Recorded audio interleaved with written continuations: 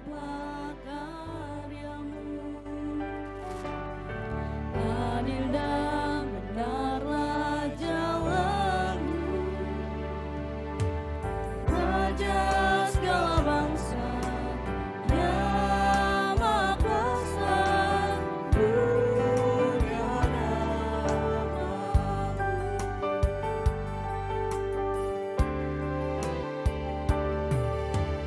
Kuasa dan ajaiblah karyamu,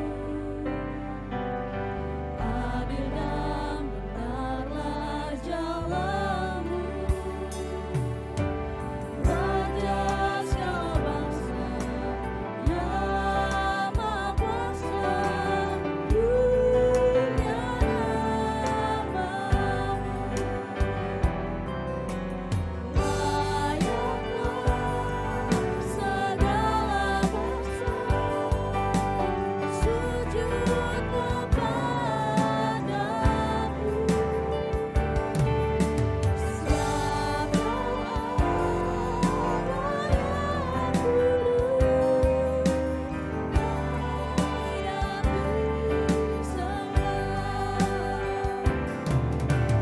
Layaklah segala bangsa sujud kepadamu,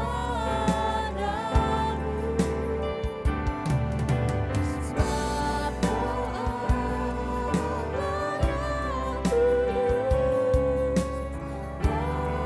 yang kudus, layak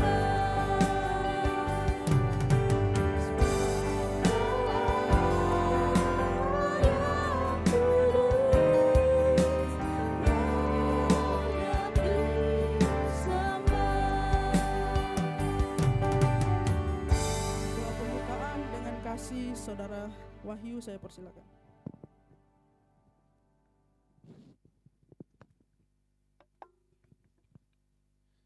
Mari kita berdoa, kita satu dalam doa. Bapa, terima kasih Kau sudah berkati istirahat kami tadi malam sehingga kami dapat hadir di tempat ini ya Bapa. Sebentar kami akan ibadah, Tuhan Yesus berkatilah ibadah ini dari awal, pertengahan hingga akhir. Inilah doa kami yang kami sampaikan hanya dalam nama Tuhan Yesus sebagai juru selamat kami yang hidup. Haleluya, amin. Jemaat Kapel masih dalam keadaan berdiri. Mari kita memuji Tuhan dengan satu pujian yang berkata, Engkau baik.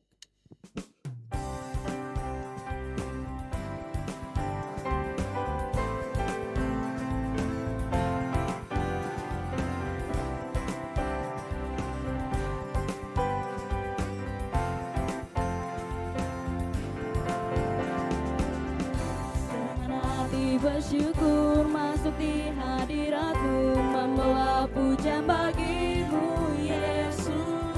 Ku memandang wajah-Mu bersuka di depan-Mu sambil menceritakan kasih-Mu. Ku mengangkat tanganku bersorak-sorai bagi kebaikan-Mu. Engkau baik, sangat baik, kasih setiamu tak pernah berubah.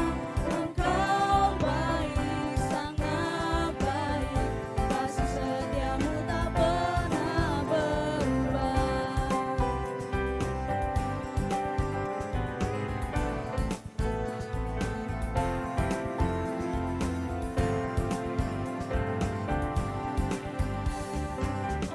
Dengan hati bersyukur masuk di hadirat-Mu, membawa pujian bagi-Mu Yesus. Ku memandang wajah-Mu bersuka di depan-Mu sambil menceritakan kasih-Mu.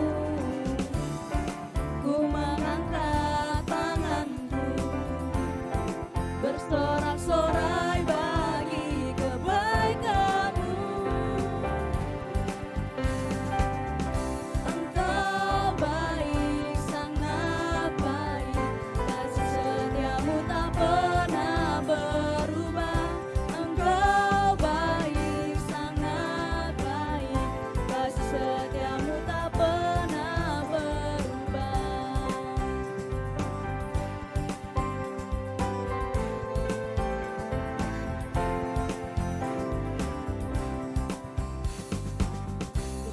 couple dipersilakan untuk duduk kembali.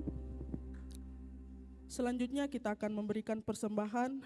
Sembari kantong persembahan dijalankan, mari kita menyanyi dari nyanyian kemenangan nomor 234, Hitung Berkat-Mu.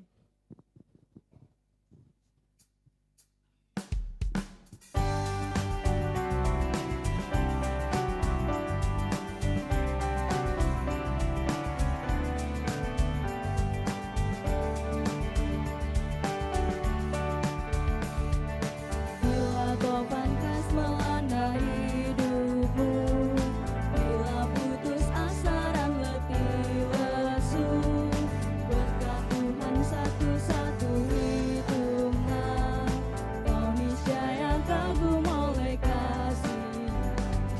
Berkat Tuhan mari hitunglah, kau kan kagum oleh kasih-Nya. Berkat Tuhan berhitunglah, kau niscaya kagum oleh kasih-Nya.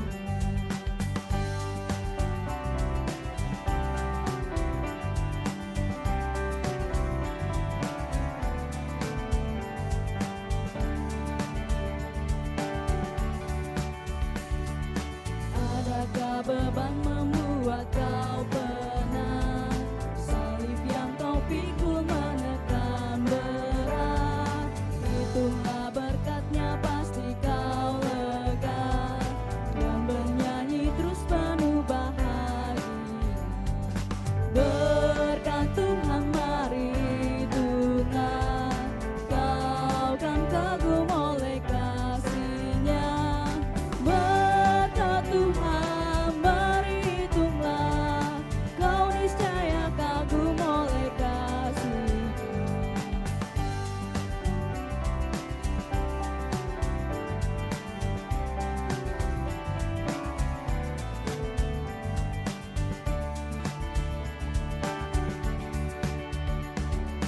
Bila kau memandang harta orang lain, ingat janji Kristus yang lebih permai.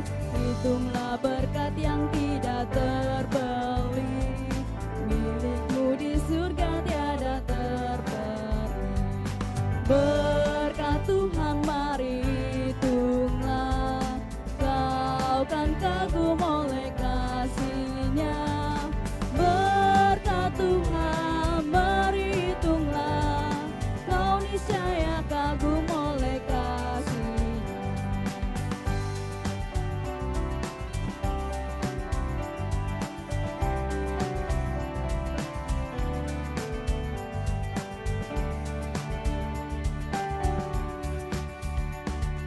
Dalam pergumulanmu di dunia, janganlah khawatir, Tuhan adalah. Hitunglah berkat malaikat sertamu, dan sepanjang jalanmu menghibur. Berkat Tuhan mari hitunglah, kau kan kagum oleh kasih-Nya. Berkat Tuhan berhitunglah, kau niscaya kagum oleh kasih-Nya.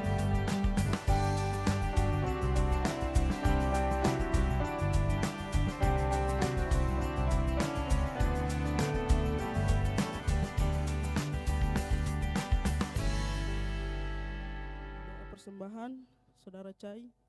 Mari kita berdoa. Kami bersyukur ya Tuhan, pada pagi hari ini kami boleh memberikan persembahan kami. Biarlah Engkau berkati persembahan ini Tuhan, agar menjadi membantu untuk pelayanan pekerjaan-Mu di tempat ini. Engkau memberkati tiap anak-anak-Mu yang sudah memberi maupun yang belum sempat memberi. Kami serahkan kelanjutan ibadah kami ke dalam tangan-Mu. Biarlah Tuhan yang menjaga dari awal hingga selesai dengan baik. Ini doa ucapan syukur kami ya Tuhan yang kami persembahkan hanya dalam nama Tuhan Yesus. Haleluya. Amin.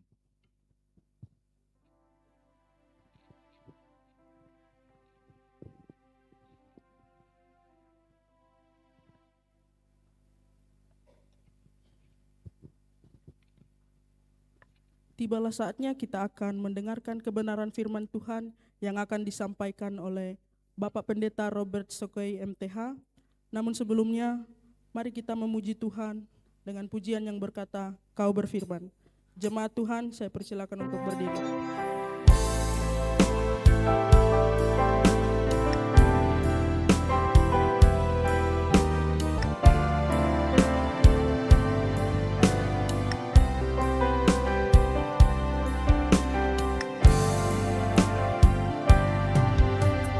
Apapun yang terjadi dalam hidupku ini, tak pernah ku ragukan kasih-Mu Tuhan.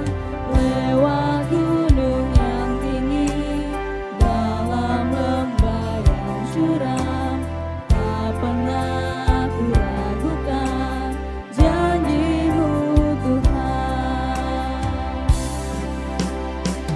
Kau berfirman dan sembuhkanku, Kau bersabda dan selamatkanku. Tiada yang mustahil bagimu, Yesus, ku percaya padamu.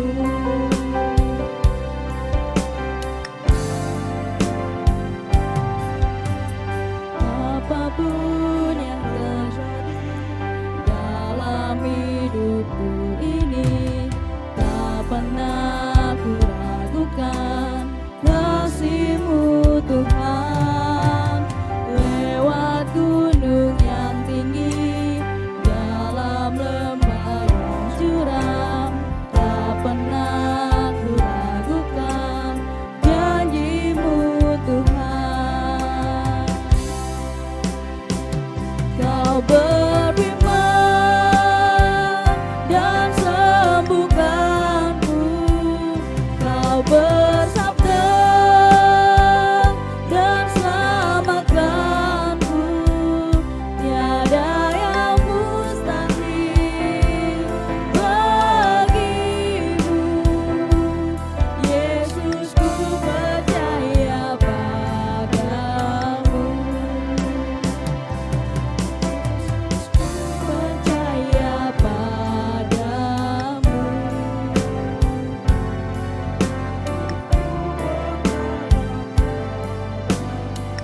Kepada hamba saya persilakan.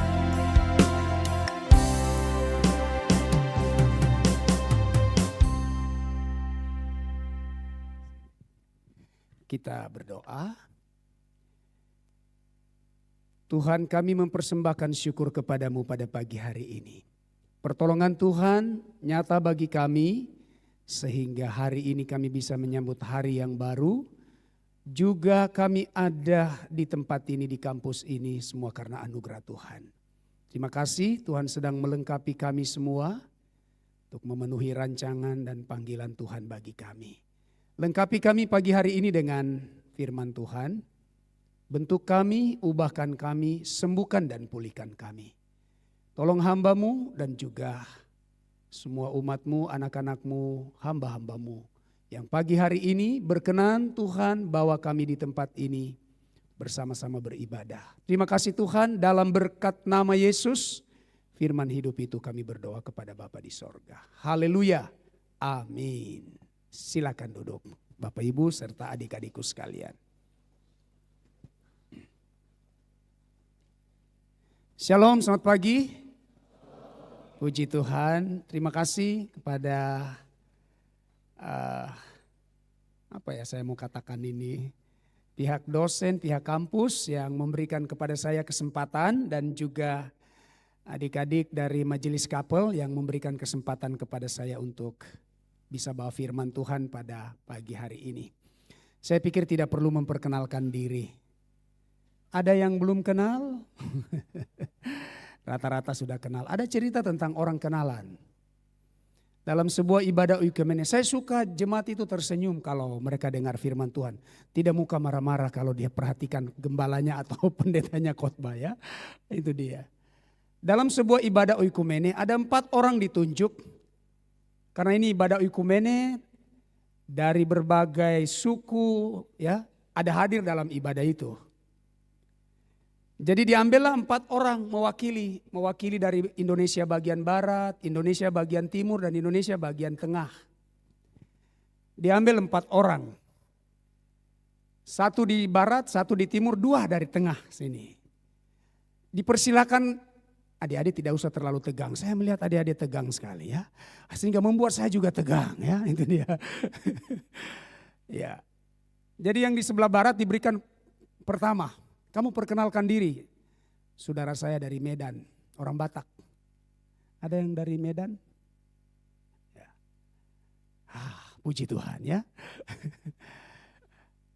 Dia memperkenalkan diri, dia berkata, Bapak Ibu saudara-saudara, karena dari barat ini saya mewakili dari Pulau Sumatera, Pulau Jawa, terlalu banyak, saya hanya mau memperkenalkan marga. Kami di Medan, marga itu sangat terhormat. Jadi saya memperkenalkan diri, marga saya Batubara.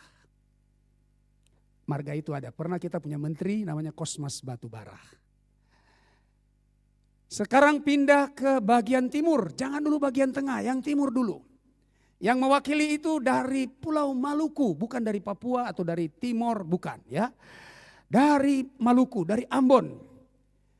Karena tadi yang dari barat memperkenalkan marga, maka saya juga hanya memperkenalkan marga saya.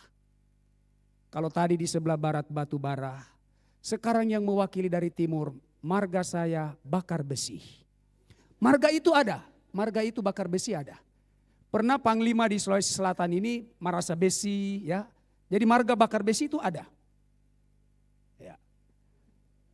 Itu menarik. Batubara bakar besi. Sekarang pindah ke tengah. Dari Makassar, Daeng. Nama saya Abu Bakar. Wah, 1 di sana Batubara. 1 di sana bakar besi, yang ini Abu Bakar. Sisa tinggal yang dari Toraja. Dia pikir-pikir ini panas semua ini. Batu bara bakar besi, Abu Bakar lagi. Dia pikir-pikir apa ini marga saya. Dia berdiri dan berkata, saudara-saudara, saya memperkenalkan diri saya. Nama saya pemadam kebakaran. Ya. Puji Tuhan. Itu bukan firman Tuhan. Jangan kau keluar dari sini dan cerita itu ya. Baik, adik-adik yang kekasih, Bapak Ibu Saudara, tema kita hari ini tema yang sangat menarik, selalu akan dipelajari, dibahas seumur hidup pelayanan kita. Saya ulangi, ini akan dibahas, dibicarakan, diajarkan, terus kita akan pelajari seumur hidup pelayanan kita. Saya bergumul selama 15 tahun di dalam sebuah lembaga pelayanan membicarakan hal ini terus menerus. Lembaga pelayanan di mana saya berada 15 tahun yang lalu, perjalanan 15 tahun sejak dari 2009 dan berakhir pada saya tidak lagi di lembaga pelayanan itu sampai 2025 kemarin itu. 15 tahun ya, lebih, hampir 16. Pelayanan saya pada waktu itu adalah bergumul di sekitar bagaimana membantu hamba-hamba Tuhan, khusus gembala-gembala sidang. Jadi pelayanannya spesifik, para gembala, para pendeta, para penginjil. Itu saja pelayanan kami selama 15 tahun. Dan topik ini selalu menjadi topik pembahasan kami.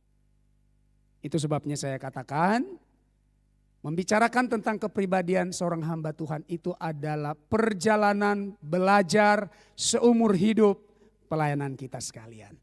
Nah, pagi hari ini saya hanya punya 2 poin untuk kita belajar dalam pemikiran saya untuk adik-adik kita semuanya secara khusus. Kita akan melihat ini. Ini sangat menarik sekali bagi kita sekalian. Mari kita akan membaca 2 teks firman Tuhan. 1 dari Perjanjian Lama dan 1 dari Perjanjian Baru. Saya tes dulu ini ke belakang. Oke, ini yang pertama. Mari kita lihat yang pertama dari kitab Kejadian pasal yang pertama ayatnya yang ke-26. Firman Tuhan berbunyi demikian. Berfirmanlah Allah, baiklah kita menjadikan manusia menurut gambar dan rupa kita, supaya mereka berkuasa atas ikan-ikan di laut dan burung-burung di udara dan atas ternak dan atas seluruh bumi dan atas segala binatang melata yang merayap di bumi. Demikian firman Tuhan. Diberkati adik-adikku, Bapak Ibu sekalian dengan pembacaan ini. Kita lihat poinnya yang gambar ini dulu. Ini adalah seorang kaisar yang hebat, Napoleon Bonaparte. Dia seorang kaisar dari Prancis, sangat terkenal, dikagumi oleh banyak orang, diceritakan oleh banyak orang, bagaimana prinsip-prinsip hidupnya. Bahkan di bidang hukum ada beberapa aturan yang disebut sebagai kode Napoleon di dalam hukum. Itu diambil dari hukum atau peraturan-peraturan yang diciptakan, dihasilkan oleh Napoleon Bonaparte. Pagi hari ini saya akan menceritakan sedikit kisah dari sebuah perjalanan hidup Napoleon Bonaparte. Sangat terkenal, dia menguasai daratan Eropa, sebagian Afrika, sebagian Timur Tengah, bahkan sebagian Asia. Nah, cerita hari ini tentang perjalanannya untuk menaklukkan Asia. Dia masuk melalui Asia Selatan, India, dia akan masuk lewat itu untuk menaklukkan wilayah Asia. Ada satu kebiasaan dari Napoleon Bonaparte, setiap kali dia menaklukkan satu kota, satu wilayah, ada kebiasaan dia adalah dia akan mengambil batu-batu permata di setiap wilayah yang dia taklukkan untuk menjadi kenang-kenangan. Tanda ingat bahwa dia pernah menaklukkan wilayah itu. Dan setiap kali dia mengambil batu-batu permata, emas, mutiara, apa saja batu-batu permata yang berharga. Dia akan menyerahkan kepada pengawalnya dan pengawalnya akan selalu bawa itu mendampingi dia. Ketika dia memasuki wilayah Asia, melalui Asia Tengah, Asia Selatan, tiba dia di India. Ketika dia tiba di India, ada satu fenomena yang menarik bagi dia. Ketika dia masuk India, dia melihat ada seorang pengemis menadahkan tangan minta sedekah. Dia melewati tempat itu. Hatinya sangat tergerak untuk memberikan sesuatu kepada orang yang sedang menadahkan tangan ini. Ada emas, ada batu permata yang lain, ada perak, ada perunggu dan lain sebagainya. Dia menoleh kepada pengawal dan dia berkata kepada pengawal, "Pengawal, tolong kasih saya batu permata yang paling bagus, emas. Saya ingin memberikan emas kepada pengemis ini, peminta-minta ini." Tapi pengawalnya protes. "Jenderal, dia kan pengemis. Tidak usah dikasih emas. Kasih perunggu atau perak saja itu sudah cukup. Nilai jualnya juga tinggi." Tapi dengarkan adik-adik Bapak Ibu. Apa yang Napoleon katakan. Ini penting. Dia bilang, dia menoleh kepada pengawal dan dia bilang begini. Ini kata-kata yang harus kita ingat. "Saya memberikan apa yang terbaik kepada pengemis ini. Bukan karena siapa dia, tapi karena siapa saya." Saya ulangi. Saya melakukan yang terbaik, saya memberikan yang paling berharga, yang terbaik, yang terindah, yang termewah, bukan karena siapa dia, tapi karena siapa saya. Kata-kata ini sangat terkenal. Saya melakukan yang terbaik, saya melayani dengan baik, bukan karena siapa mereka, siapa anggota jemaat saya, siapa orang-orang yang ada di hadapan saya, bukan. Tapi karena siapa saya. Hal pertama yang kita mau belajar tentang kepribadian, mungkin yang dimaksud kepribadian dalam topik ini tentang sifat-sifat khas atau perilaku, etika, karakter seseorang. Akan ada banyak dibicarakan itu. Tetapi pagi hari ini saya mau berbicara tentang desain identitas kita. Kita hidup, melayani, melakukan segala sesuatu yang terbaik kepada siapapun.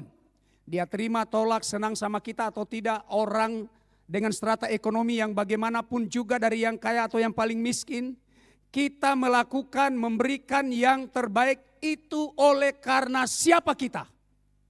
Bukan berdasarkan siapa mereka. Kalau berdasarkan siapa mereka, kita akan baik-baik sama mereka yang baik sama kita. Mereka yang puji-puji kita, mereka yang bangga-banggakan kita. Tapi kalau yang jengkel, yang marah, yang merusak nama reputasi kita, kita mungkin tidak akan melakukan yang baik. Karena berdasarkan siapa mereka.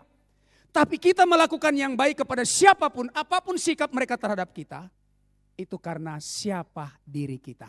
Dan Alkitab memberitahu kita siapa kita hari ini. Ini asal usul kita, adik-adikku. Allah menciptakan mereka manusia menurut gambar dan rupanya. Ini adalah identitas ilahi kita. Ini adalah desain identitas kita semua. Bahwa semua kita membawa desain Tuhan, membawa gambar Tuhan, membawa image-nya Tuhan dalam kehidupan kita. Kemana, di mana kita pergi, nanti kita melayani, hari ini di sini, semua kita wajib tahu bahwa kita ini diciptakan seturut sesuai dengan gambarnya Tuhan. Kata-kata ini diucapkan oleh Tuhan, ini sebelum manusia jatuh dalam dosa. Jelas, nanti Kejadian pasal 3 baru cerita tentang dosa. Jadi awalnya manusia itu diciptakan, didesain segambar dengan Tuhan. Adik-adikku yang kekasih dalam Tuhan, ada tulisan tidak terlalu terang ya. Anda kita diciptakan dengan sifat-sifat yang menyerupai Allah. Seperti moralitas, intelek, dan kemampuan berkreasi. Menjadikannya unik di antara ciptaan yang lain. Jadi kita harus tahu siapa kita. Ini penting sekali. Setiap kita harus tahu. Saya kalau khotbah di mana-mana, orang selalu tanya, alumni dari mana? Saya itu paling jaga sekali. Saya tidak mau dibilang, oh Jeffrey itu. Tidak. Harus berkualitas. Karena mereka selalu tanya itu. Bapak tamat dari mana? Alumni dari mana? Oh saya senang sekali bilang, dari Jeffrey. Itu dia, saya bangga sekali ya. Itu dia. Itu identitas yang selalu saya bawa. Saya dari Jeffrey. Puji Tuhan. Adik-adik bangga menjadi mahasiswa Jeffrey dan akan nanti menjadi alumni Jeffrey? Bangga? Tepuk tangan kak kalau bangga. Iya. Iya. Saya senang sekali. Bangga sekali ya adik-adik yang kekasih dalam Tuhan. Jadi saya selalu akan bawa itu, apalagi adik-adik sudah pakai jas alma mater. Tadi pagi saya pikir saya mau pakai yang saya punya. Masih ada kakak, ya saya masih simpan sampai sekarang. Bayangkan dari tahun 96 saya dapat, masih ada sampai sekarang. Bahkan mungkin masih lebih rapi dari yang adik-adik punya. Dari 96 itu saya simpan. Ya. Adik-adikku yang kekasih dalam Tuhan, ini sangat menarik. Semua kita harus tahu. Bagaimana rancangan Tuhan atas hidup kita. Siapa kita berdasarkan kata Tuhan. Bukan kata teman, kata tetangga atau siapapun. Kata Tuhan. Saya adalah image-nya Tuhan. Jadi saya membawa sifat-sifat Tuhan. Bahkan saya boleh katakan adik-adik dan saya adalah vikaris, wakilnya Tuhan di bumi ini. Apa saja sifat-sifat Tuhan? Kalau kita bicara kepribadian. Cinta kasih, kebaikan, kemurahan, menginginkan yang terbaik bagi ciptaannya. Itu adalah kepribadian Tuhan. Sekali lagi saya ulang, sifat-sifat Tuhan yang sangat menarik di dalam Alkitab. Penuh dengan kasih, kemurahan, kebaikan. Walaupun manusia meninggalkan dia, dia cari manusia. Walaupun orang sering lupa sama dia, dia enggak lupa orang manusia yang dia ciptakan. Itu sifat Tuhan. Kita adalah gambarnya Tuhan.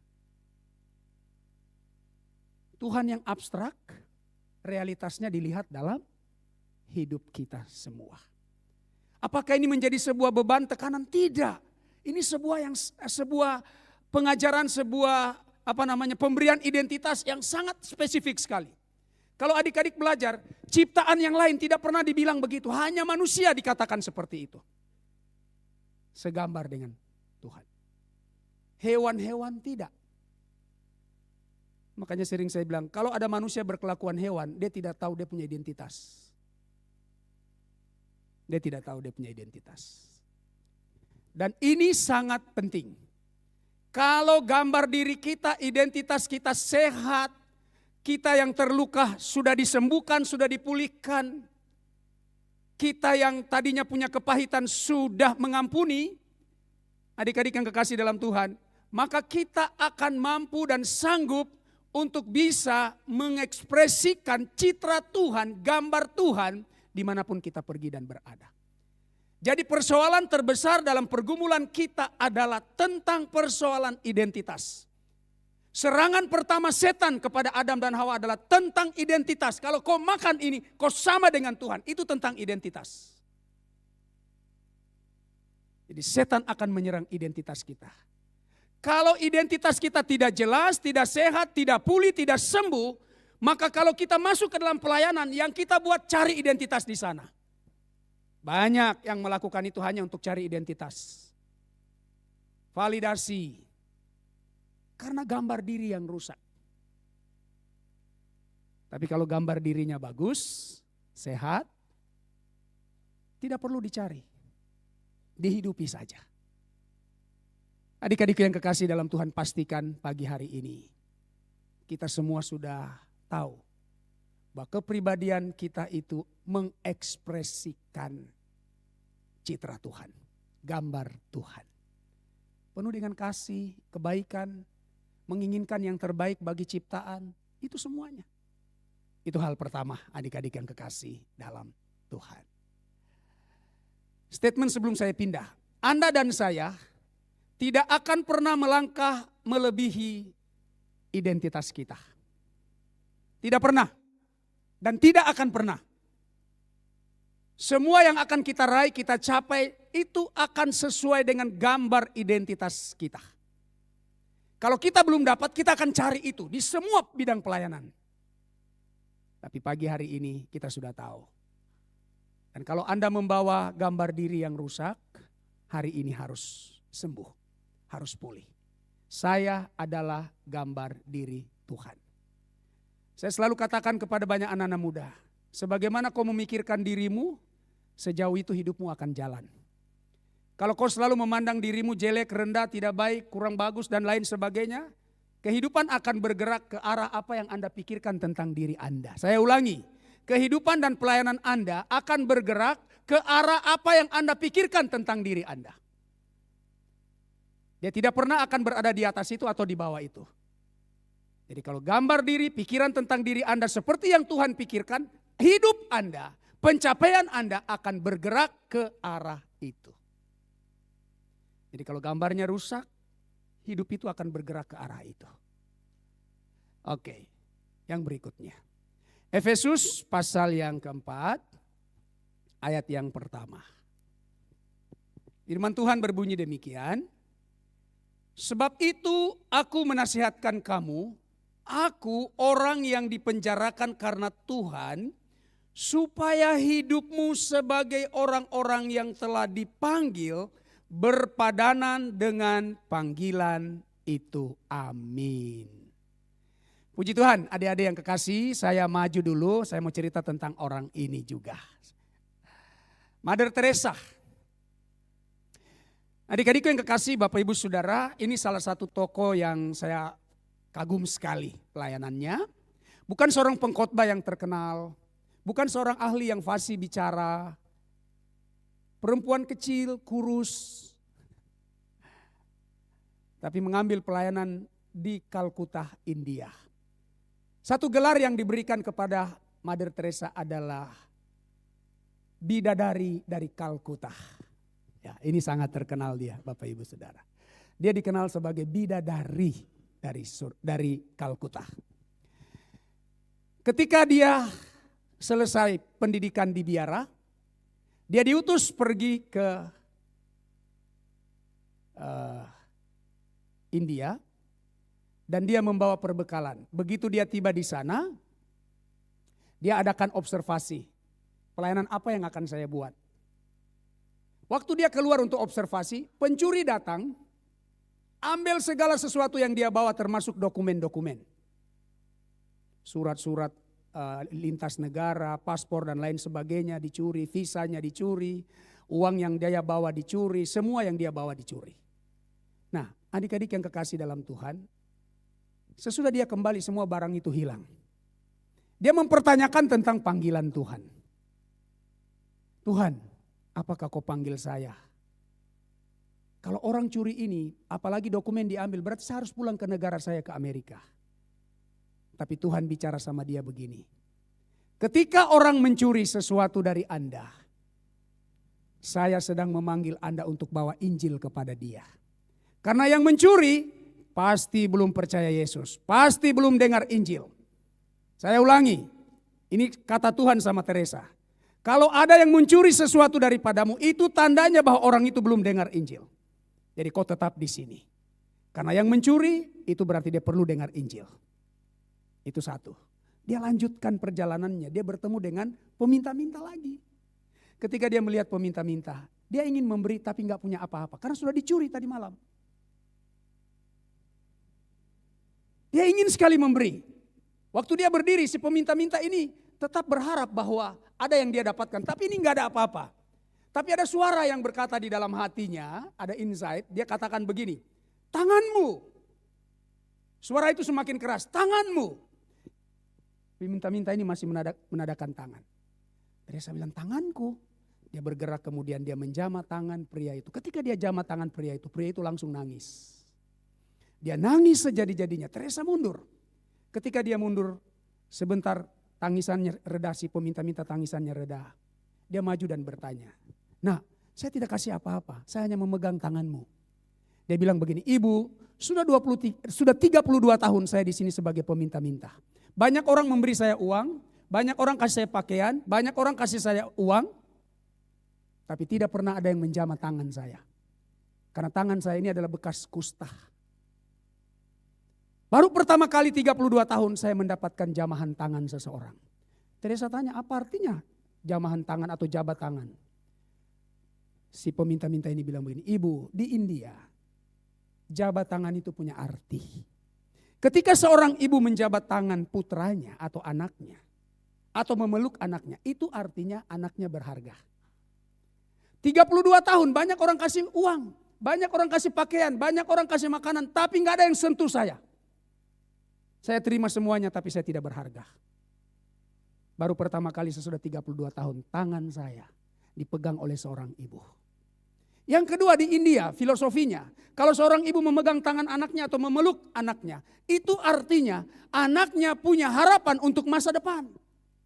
Ibu, saya tahu saya sampah, saya hanya peminta-minta. Saya akan mati di sini dan saya akan dibakar atau dibuang sebagai sampah. Tapi ketika ibu memegang tangan saya, untuk pertama kali saya tahu, saya punya harapan hidup untuk masa depan saya. Dan yang ketiga di India, kalau seorang ibu memegang tangan anaknya atau memeluk dia, itu artinya anaknya berguna bagi orang lain. Ibu, saya hanya hidup dari belas kasihan orang. Tapi baru pertama kali sesudah 32 tahun saya tahu, hidup saya akan berguna bagi banyak orang. Ibu, terima kasih. Tapi saya mau tanya ibu, kenapa ibu menjabat tangan saya? Teresa tidak mau bilang akan ada yang curi barang-barang saya. Langsung Teresa ingat Yesus. Dia bilang begini, bertahun-tahun yang lalu ada seseorang di atas kayu salib mengulurkan tangannya kepada saya. Saya sedang berada dalam rawa dosa. Saya mau tenggelam, saya sedang melambaikan tangan saya. Tapi seseorang dari salib itu menarik saya keluar dari lumpur dosa itu. Dan dia berkata kepada saya, pergilah ke seluruh dunia, ulurkanlah tanganmu kepada setiap orang yang sedang minta belas kasihan. Lalu pria ini tanya, ibu cerita sama saya siapa orang di salib itu? Dia bilang namanya Yesus Kristus. Pria ini bilang begini, ibu bolehkah saya ikut dia? Teresa bilang dia sedang mengulurkan tangannya kepadamu.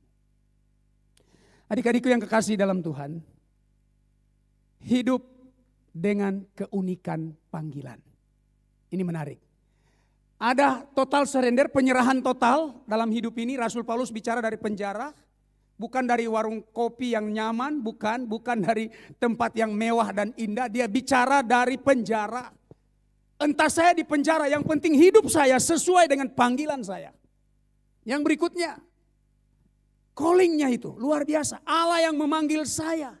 Pribadi yang maha kuasa yang bisa melakukan segala sesuatu tanpa Anda dan saya. Saya ulangi, yang memanggil kita sebenarnya bisa melakukan segala sesuatu tanpa kita. Jadi tidak ada yang sombong. Dia bisa buat segala sesuatu karena dia maha kuasa. Tapi dia panggil kita jadi mitranya. Wow, keren. Kalau jalan dengan presiden saja atau bupati saja, kita ini bangga luar biasa. Ada manus kita hampir ketemu dengan Bupati Nabire kemarin itu dia. Baru mau ketemu bupati saja, ini kita masuk di ruang itu kita sudah bangga. Apalagi yang panggil kita ini yang bisa buat segala sesuatu tanpa siapapun. Tapi dia panggil kau ini kita semua yang penuh dengan kekurangan, keterbatasan. Ayo kita jalan sama-sama sudah. Hidup sesuai dengan panggilannya. Hebat, luar biasa, unik, menarik sekali. Bangga. Tidak merasa minder. Tidak merasa inferior. Karena kita jalan dengan pencipta langit dan bumi. Amin. Wih, tidak ada amin ini semua, tegang ya. Oke, integrity itu dia, sesuai, berpadanan ya. Jadi sesuai dengan panggilan kita, itu dia. Adik-adik, kepribadian seorang hamba Tuhan bukanlah tentang karisma di atas mimbar, melainkan tentang karakter di bawah kaki salib. Di situ. Kerendahan hati, Tuhan, ya, ini karena panggilanmu sama saya, Tuhan. Oke, terakhir, mari kita lihat.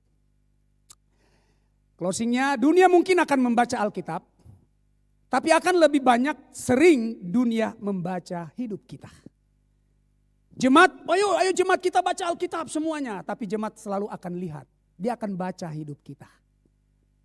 Kalau kepribadian kita sudah sehat, pulih, tadi ada desain yang bagus, gambar Tuhan, lalu kita hidup sesuai dengan panggilan, biarkanlah mereka membaca kita. Amin adik-adik, semangat. Puji Tuhan, Tuhan memberkati kita sekalian. Mari kita berdoa. Bapa, terima kasih, Engkau hebat. Karena Engkau pencipta yang kreatif, menciptakan kami demikian hebat, luar biasa, kami bangga Tuhan. Sekalipun dosa telah merusak semuanya, tapi Yesus datang memberikan kami identitas baru. Ketika kami menerima Dia, kami dilahirkan baru, kami bertobat, kami mendapatkan identitas baru di dalam dan oleh Yesus Kristus. Dan terima kasih Engkau yang Maha Kuasa memanggil kami ke dalam pelayanan yang hebat ini Tuhan. Kami akan jalan dengan-Mu dan kami akan menghargai panggilan itu. Tuhan, Engkau saja yang sempurna, kami belajar bertumbuh ke arah kehidupan Kristus. Terima kasih. Dalam nama Tuhan Yesus, kami berdoa mengucap syukur atas firman Tuhan ini. Amin.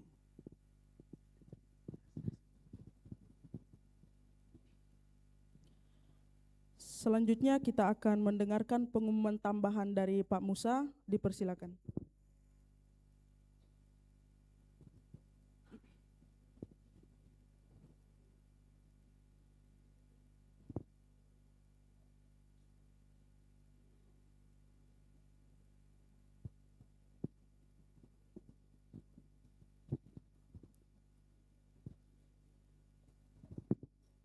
Shalom.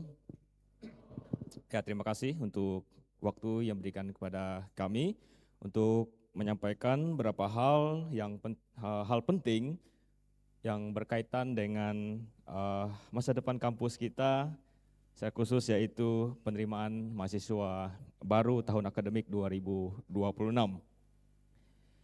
Jadi saudara, kampus yang kita cintai ini bisa terus berkembang jika setiap tahun ada generasi mahasiswa baru yang memberikan diri mereka untuk datang mengikuti pendidikan di kampus kita tercinta ini.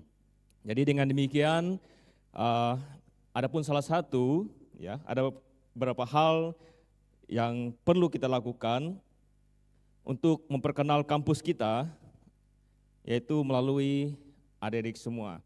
Ya, seperti firman Tuhan katakan, ya seperti Pak Bapak katakan hari ini, kitalah surat Alkitab, ya kitalah yang dibaca oleh dunia. Jadi kita merupakan kesaksian, ya, untuk memperkenalkan kampus tercinta kita.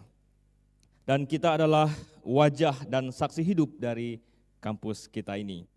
Jadi maka dari itu kami dari panitia penerimaan mahasiswa baru tahun akademik 2026 melibatkan semua sivitas akademik, baik dosen, karyawan, dan mahasiswa untuk mempromosikan kampus kita. Ya. Jadi kita diwajibkan, baik itu dosen, karyawan, mahasiswa, untuk mempromosikan kampus kita melalui media sosial yang kita miliki. Ya, media sosial pribadi ya, jangan media sosial orang lain. Jadi seperti media sosial yang kita miliki, mungkin Bapak Ibu yang memiliki Facebook, ya mungkin anak muda sekarang tidak memiliki Facebook ya, tidak tahu apa itu Facebook. Yang punya Facebook silakan posting, yang punya IG, TikTok, dan status WA. Jadi wajib mempromosikan kampus kita melalui media sosial yang Bapak Ibu saudari miliki. Ya, mungkin kami akan bina juga. Bapak melihat ada sebagian mahasiswa yang live TikTok. Ya, Bapak intinya itu ada yang live TikTok. Boleh juga kita pakai. Jadi kami akan buat template-nya, tapi akan berbicara tentang kampus kita, gitu ya. Jangan berbicara tentang yang lain, gitu. Jadi mungkin ada orang-orang lain atau mahasiswa yang bertanya, seperti apa kampus? Ya, boleh kita live, sesuaikan live TikTok. Karena Bapak lihat tengah-tengah malam jam 11, jam 10 ada yang live TikTok, ya. Gitu, Bapak jadi ngintip toh, gitu. Jadi nanti kita akan bina untuk hal itu. Dan untuk hal itu kami dari panitia PMB akan mengirim flyer promosi kepada ketua angkatan, ya, ketua-ketua angkatan dan ketua persekutuan. Dan kami akan mengirim flyer, mungkin kita akan promosi dalam 1 minggu itu 3 flyer untuk kita promosi. Jadi wajib hukumnya bagi kita untuk upload di status WA kita, di TikTok, di Facebook, dan IG kita ya. Dan sekali lagi ketika kami mengirim flyer ke ketua angkatan, silakan mahasiswa yang untuk meneruskan flyer itu, dan mungkin kepada teman-temannya di kampung, di gereja, dimanapun silakan diteruskan. Ya, demikian beberapa hal yang kami sampaikan untuk kita ketahui. Semoga kita dapat bekerjasama untuk mempromosikan kampus kita. Semoga tahun ini banyak mahasiswa yang datang memberikan diri mereka untuk mengikuti pendidikan di sini. Ya. Tadi terakhir saya berpikir seandainya kita yang duduk di sini, satu orang membawa mahasiswa baru, tidak ada tempat duduk. Ya, jadi kita percaya satu orang yang di sini mungkin ada 300 orang, mungkin satu akan bawa mahasiswa baru, tidak ada nanti tempat duduk Pak, gitu ya. Tapi nanti kita buat deck di belakang sana ya, biar kita muat. Ya, demikian beberapa hal yang kami sampaikan. Selamat pagi, Tuhan Yesus memberkati. Shalom.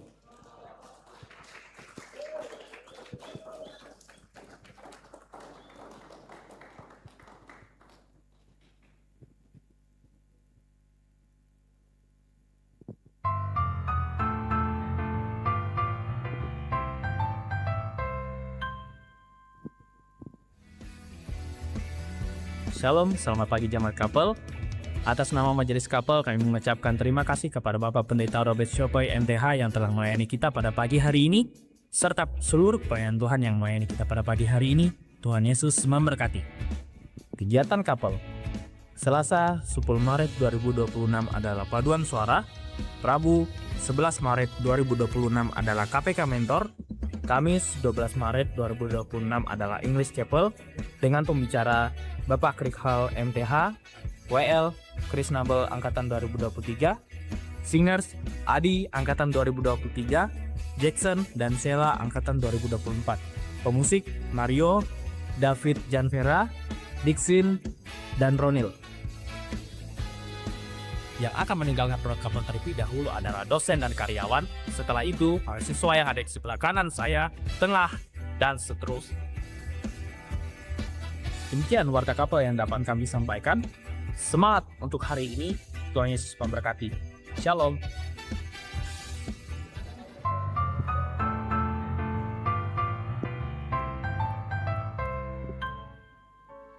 Baik, kita akan mengakhiri seluruh rangkaian ibadah kita pada pagi hari ini. Saya mengajak jemaat Kapel untuk berdiri dan mari kita menyanyikan pujian dari nyanyian kemenangan iman nomor 300.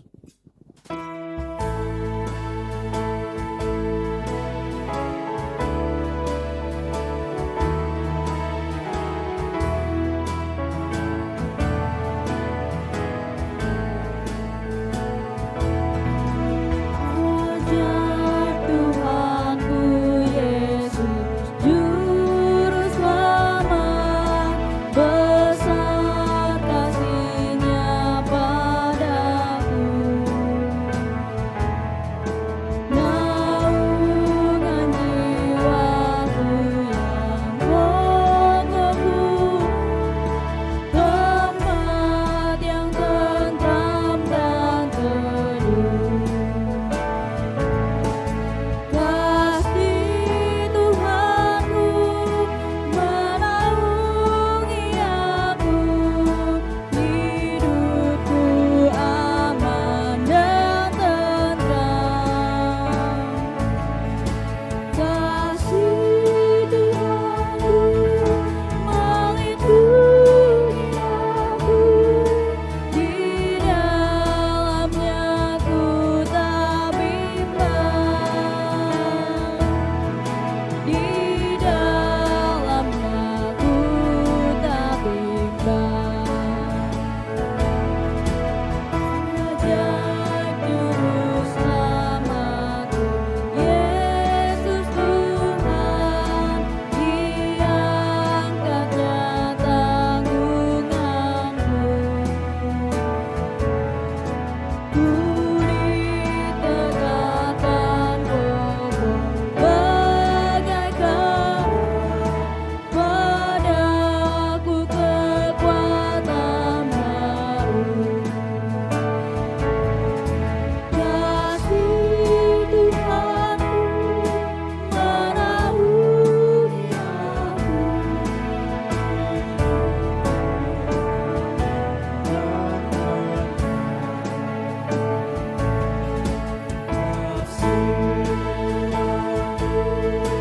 Melindungi aku, di dalamnya ku tak bimbang. Di dalamnya ku tak bimbang.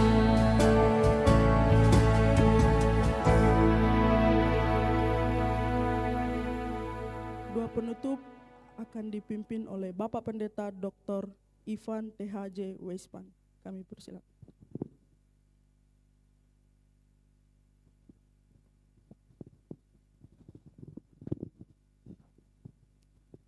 Segala puji syukur, terima kasih ya Tuhan.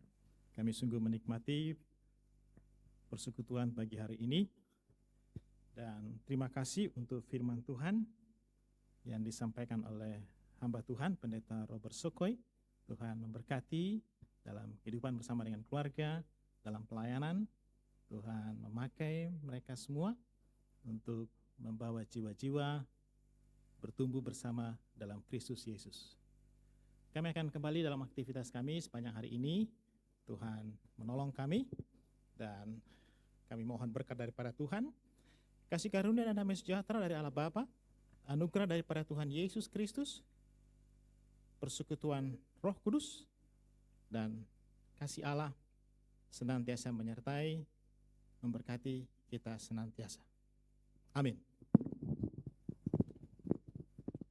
Jemaat Kapel dipersilakan duduk kembali mengambil saat teduh sejenak.